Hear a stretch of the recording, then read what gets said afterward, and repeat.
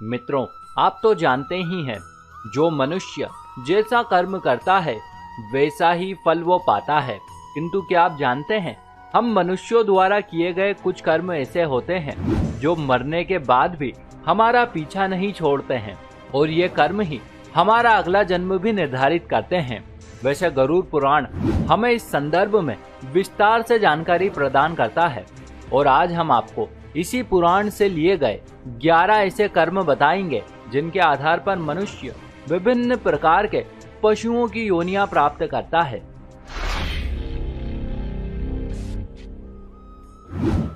मित्रों, इस संसार में मित्रता का रिश्ता बड़ा ही अनूठा होता है। कहते हैं, एक सच्चा मित्र समय आने पर मित्रता के लिए अपने प्राणों की आहुति भी दे सकता है। किंतु मित्रों, तब क्या हो जब कोई सच्चे मित्र को ही ठगने लगे। वैसे गरुड़ पुराण में ऐसे लोगों के संदर्भ में विस्तार से बताया गया है। इसमें कहा गया है कि जब कोई व्यक्ति अपने सच्चे मित्र से छल कपट करता है तो मरने के बाद उसे नर्क तो जाना ही पड़ेगा। साथ ही साथ उसका अगला जन्म पहाड़ों पर रहने वाले गिद्ध के रूप में होता है, जिसे मरे हुए पशुओं का सड़ा गला मांस खाकर जैसे तैसे अपना जीवन यापन करना पड़ता है।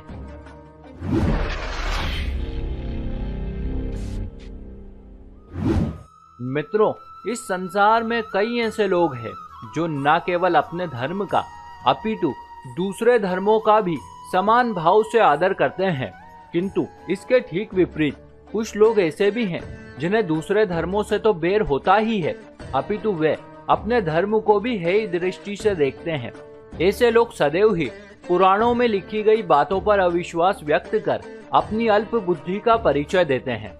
इन लोगों के संदर्भ में गरुड़ पुराण कहता है कि मरने के बाद इन्हें नर्क तो मिलेगा ही, साथ ही साथ इनका अगला जन्म श्वान के रूप में होगा।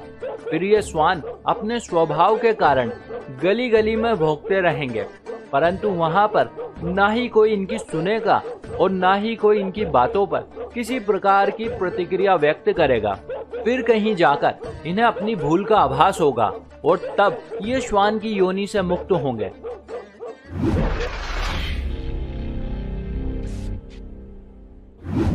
मित्रों, इस संसार में किसी भी मनुष्य का जीवन बिना परिजनों की सहायता के संभव नहीं है, और इसमें माता पिता और गुरु की तो बात ही नहीं की जा सकती है, क्योंकि आपको तो पता ही है कि किसी मनुष्य को शिखर पर पहुंचाने का कार्य केवल गुरु ही कर सकता है।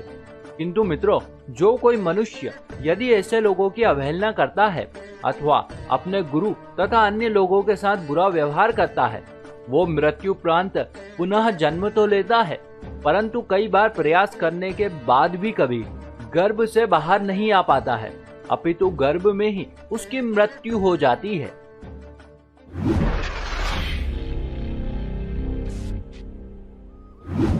मित्रों, आप तो जानते ही हैं, हमारी सनातन संस्कृति में ब्राह्मणों का कितना अधिक महत्व है।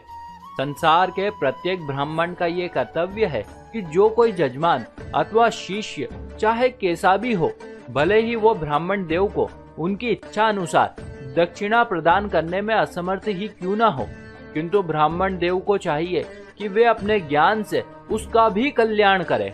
परंतु मित्रों, यदि कोई ब्राह्मण ऐसा नहीं करता है तो इस जन्म में उसकी ख्याति तो खराब होगी ही होगी, साथ ही साथ अगले जन्म में उसे बैल बनकर आना होगा और फिर उसे आजीवन अपने कृत्यों पर पश्चाताप करना पड़ेगा।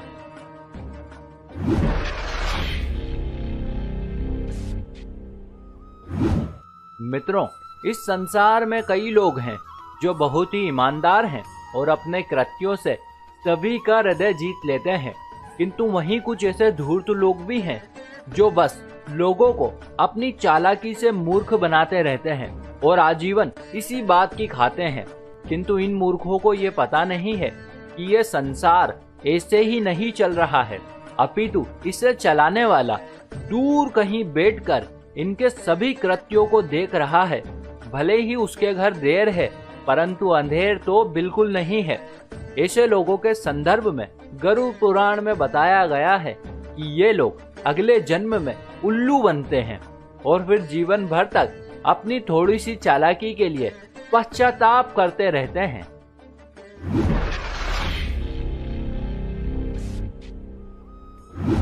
मित्रों, जिस प्रकार से सभी पुत्रों का कर्तव्य है कि वे अपने माता पिता की सेवा करते हुए अपने दाम्पत्य जीवन का निर्वाह करें, ठीक उसी प्रकार से एक आदर्श बहू का भी यही कर्तव्य होता है। किंतु मित्रों, इस सब के ठीक विपरीत जो स्त्रियां अपने सास ससुर को अपशब्द कहती है या उनकी सेवा नहीं करती है और कभी भी घर में कलह शुरू कर देती है, उन्हें अगले जन्म में रक्त पीने वाली जूं अथवा जोक के रूप में धरती पर आना पड़ता है।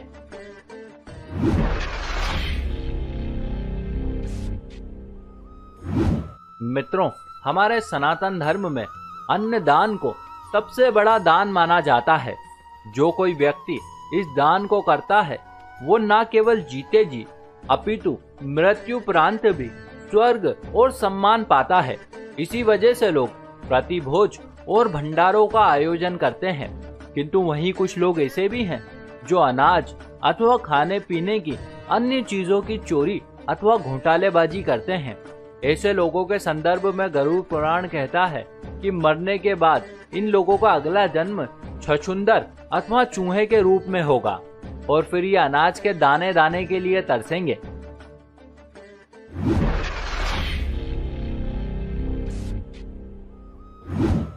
मित्रों, आप तो जानते ही हैं, मनुष्य के कंठ में माँ सरस्वती का वास होता है, इसीलिए वाणी का बहुत ही अधिक महत्व है। शास्त्रों में बताया गया है, मनुष्य को कभी भी ऐसे शब्द नहीं बोलने चाहिए जो दूसरों की भावनाओं को आहत करें। किंतु फिर भी मित्रों, कई लोग अपशब्द कहने से बाज नहीं आते हैं और छोटी छोटी सी बात पर अन्य लोगों को गाली गलौज करना शुरू कर देते हैं। हालांकि कई बार इन्हें हाथों हाथ जवाब भी मिल जाता है, परंतु इनकी अक्ल तो तब ठिकाने आती है जब अगले जन्म में ये बकरे के रूप में धरती पर आते हैं और फिर किसी कसाई के हत्थे चढ़ते हैं।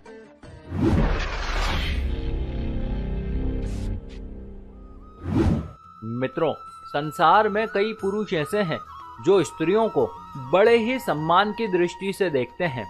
उनके मन में स्त्रियों के प्रति किसी प्रकार का विकार या दुर्भावना नहीं होती है। जबकि वहीं कुछ लोग ऐसे भी हैं जो संसार की प्रत्येक स्त्री को बुरी नीयत से देखते हैं। उनके मन में हर समय बस काम भाव ही चलता रहता है।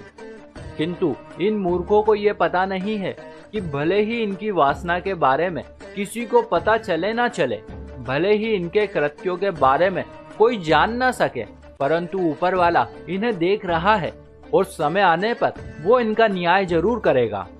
ऐसे लोगों के संबंध में गरुड़ पुराण कहता है कि मरने के बाद इन लोगों को गधे की योनि में जन्म लेना पड़ता है और तब मित्रों, ये गधे चाहकर भी किसी स्त्री पर वासना युक्त दृष्टि नहीं डाल पाते हैं।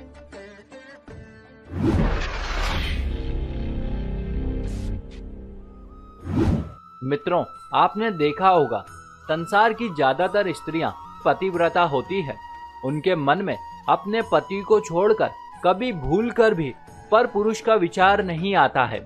किंतु मित्रों, संसार की सभी स्त्रियां समान नहीं होती है।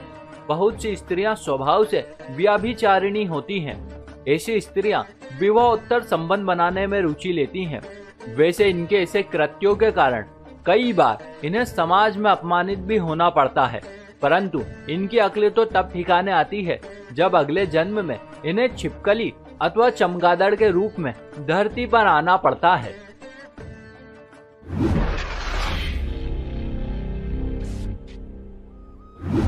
मित्रों, हमारे शास्त्रों में बताया गया है कि मनुष्य का जीवन हमें बहुत ही कठिनाई से मिलता है। किंतु फिर भी मित्रों, हम में से ही कुछ अज्ञानी लोग व्यर्थ की सांसारिक बातों में उलझकर घबरा जाते हैं और परमात्मा द्वारा प्रदत्त जीवन की समूल्य भेंट को व्यर्थ ही गंवा देते हैं। ऐसे लोगों के संदर्भ में गरुड़ पुराण कहता है कि अगले जन्म में इन्हें सर्प बनकर पुनः धरती पर आकर अपनी भूल सुधारनी पड़ेगी। तब कहीं जाकर ये परमात्मा द्वारा प्रदत्त इस मनुष्य जीवन की उत्कृष्ट परिभाषा को समझ पाएंगे। तो मित्रों, ये थी वो योनियां जो मनुष्य को कर्मों के अनुसार मिलती है। इसीलिए कहा जाता है कि यदि जीवन में आए हो तो कुछ अच्छे कर्म करो ताकि मरने के बाद उत्तम लोकों की प्राप्ति हो सके। इसी के साथ हमारी ये जानकारी भी यहीं समाप्त हुई। आशा करते हैं आपको ये जरूर अच्छी लगी होगी। ऐसे और भी वीडियो देखने के लिए अभी सब्सक्राइब करें।